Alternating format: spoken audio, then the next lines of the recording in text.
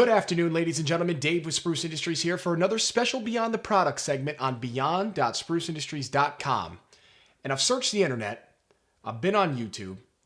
I'm trying to find videos that accurately depict the different types of disinfectants out there. And I gotta be honest with you, they're a little long, they're a little boring, they're a little convoluted. And mine's probably not gonna be that much better, but I'm gonna try.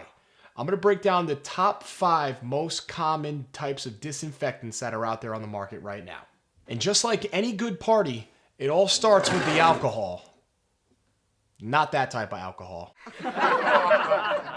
I am, however, talking about isopropanol and ethanol. And when the active ingredient reaches about 50 to 90%, depending on the job, it's going to be effective in eliminating different types of bacteria, viruses, fungi.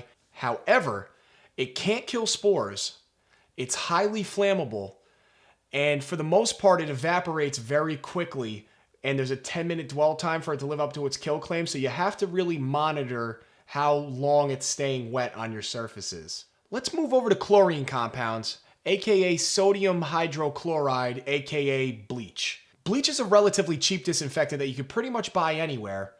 And it is a good knockout punch against certain viruses and microorganisms and bacteria. And it is on the EPA's list for cleaning up and disinfecting bodily fluids like blood and other bodily fluids. But as I'm sure you know, bleach is very corrosive. It can really deteriorate your surfaces when used improperly. And for whatever reason, which is beyond me, people like to mix bleach with other different chemical compounds like vinegar and ammonia, and all you're doing is creating a hazardous gas which can land you in the hospital or in the morgue. Let's move over to our next category, which is hydrogen peroxide, which is really a twofer category because not only is hydrogen peroxide used as a disinfectant when diluted properly, but also when combined with acetic acid, you create peracetic acid, which can be considered a bacteria bruiser. Main use for this, wastewater treatment plants, also known as the bacteria capital of the world. They need all the help they can get. The drawback is the range of efficacy is not as broad as some of the others on this list. It's very, very specific. Now let's talk about the neighborhood bullies of the disinfectant world. Phenolics, I'm looking at you. They're the tough guys in the neighborhood and they got a bad attitude. They have claims against tuberculosis, fungi, viruses, bacteria, but they don't have any claims against spores, like C. diff, which is found in many healthcare settings. Plus, when I say these things are bullies, they're not just attacking microorganisms, they're attacking your surfaces as well. They're highly corrosive. And finally on our list are quaternary ammonium compounds, quats for short. Not all quat products are the same, so make sure you read your labels, but this is your bell cow disinfectant group. They have a wide range of efficacy across multiple industries. I'm talking fungi, I'm talking bacteria, viruses.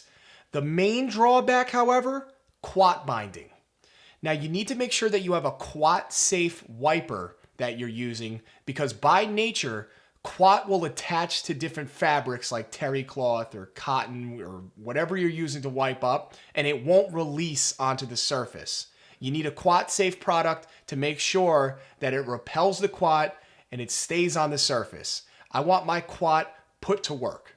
And just one more thing, read your labels. Make sure that you are using the product properly. Always wear personal protective equipment and never think that you're smarter than a scientist because you're not. And if you try to come up with your own compound and concoction, you're going to get hurt. Thank you for watching the video. If you have any questions, feel free to reach out to anybody at Spruce. Stay safe.